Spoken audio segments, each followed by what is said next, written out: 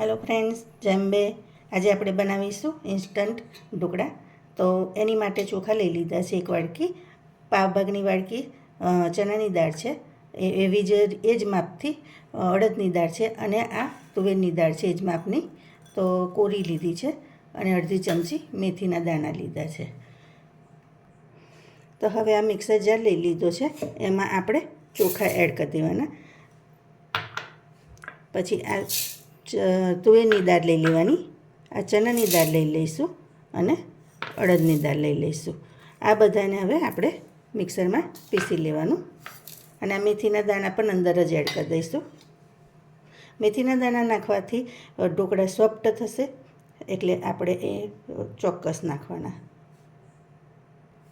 હવે આને આપણે પીસી લેવાનું. તો જો ફ્રેન્ડ્સ, આવી રીતે આપણે દરદરું પીસી લેવાનું, બહુ ઝીણું નહીં અને બહુ મોટું નહીં, એવી રીતે આપણે પીસી લેવાનું. હવે આમાં આપણે બધો લોટ કાઢી લેવાનો. હવે એમાં ટેસ્ટ પ્રમાણે આપણે મીઠું એડ કરી દઈશું.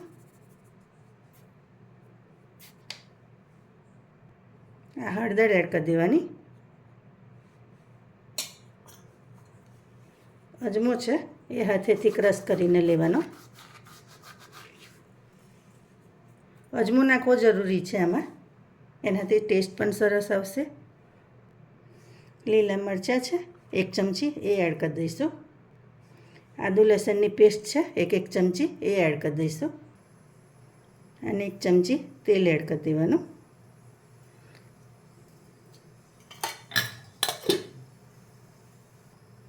હવે આ બધું છાશ નાખી અને ખીરું તૈયાર કરી લેવાનું.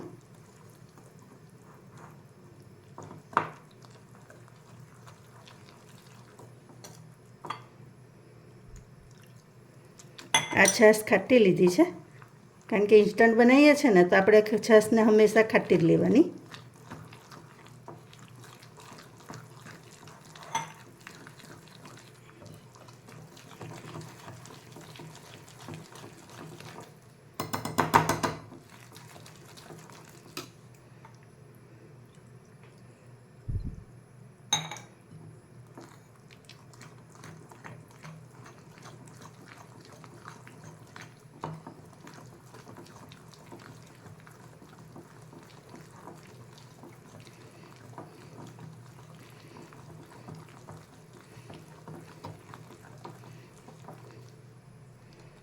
હજી આપણે થોડુંક એમાં પાણી રેડીશું.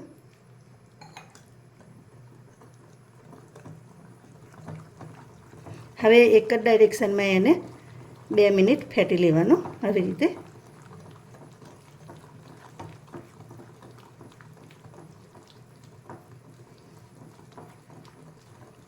હવે બેટરને આપણે રવા દઈશું 2 મિનિટ. ત્યાં સુધી બીજી સાઈડે પાણી ગરમ કરવા મૂકી દઈએ. એમાં તમે જુઓ કે 1 ગ્લાસ છાશ આખી વપરાય છે, આવો ગ્લાસ છે એ, આમાં થોડીક જ રહી છે. તો તમારે ખાટી છાશ હોય તો એવી રીતે યુઝ કરવાની, દહીં હોય તો દહીં પણ ખાટું જ યુઝ કરવાનું. આમાં પાણી રેડી દીધું છે, તો તમે જોઈ શકો છો 2 ગ્લાસ જેટલું આશરે રેડ્યું છે. અને આ લીંબુનો અડધો પાભાગનો ટુકડો છે એ અંદર એડ કરી દઈશું. હવે એને ગરમ થવા દઈશું. હવે આ થાળીને ગ્રીસ કરી લીધી છે. હવે એમાં જ આપણે આને ગરમ કરવા મૂકી દેવાનો અને એને ઢાંકીને થવા દઈશું વરાળ આવતા સુધી. હવે આ ખીરામાં આપણે સોડા નાખીશું. જે ખાવાનો સોડા આવે છે ને તે એડ કરવાનો. નાની ચમચી છે, આ નાની ચમચીના માપથી.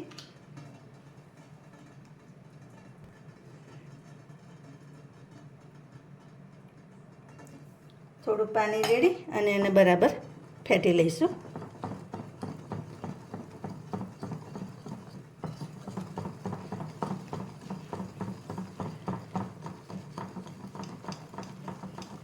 તો જોઈ શકો તમે, કલર પણ ચેન્જ થઈ ગયો અને બબલ્સ પણ આવવા માંડ્યા.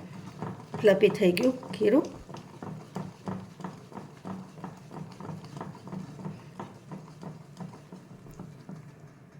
હવે ખીરું આપણે આમાં થાળીમાં એડ કરી દઈએ. તો જો આમાં પણ વરાળ આવી ગઈ છે. આવી વરાળ આવી જાય એટલે આપણે ખીરું અંદર એડ કરી દેવાનું.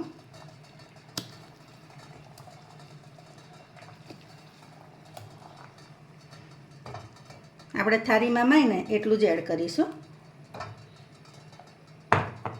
અને આને આપણે 15 મિનિટ સુધી થવા દઈશું મીડિયમ તાપે. તો હવે આપણે એને જોઈ લઈશું. તો જો એકદમ ચપ્પુ પૂરું આવે છે, તો થઈ ગયા છે. હવે એના ટૂંકા કાપા કરી લઈશું.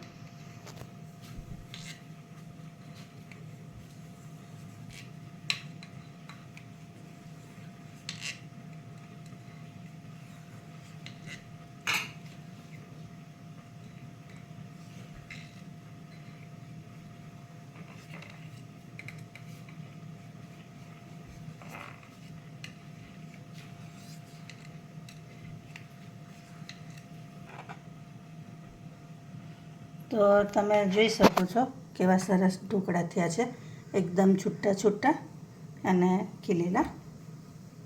હવે એને બીજી ડીશમાં લઈ લઈશ. તો તમે જોઈ શકો છો કેટલા સરસ થયા છે ને એકદમ સ્પોન્જી, અને જારી તો જો કેટલી સરસ થઈ છે. હવે એને વઘાર કરી લઈએ આપણે.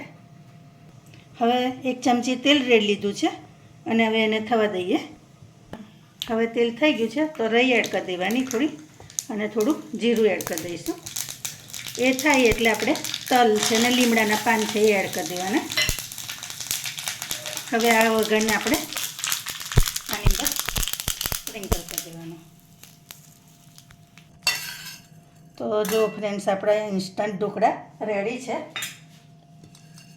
જો તો તમને કેવી લાગી રેસીપી એ ચોક્કસથી કહેજો. લાઈક, શેર, સબસ્ક્રાઈબ કરજો. Thank you.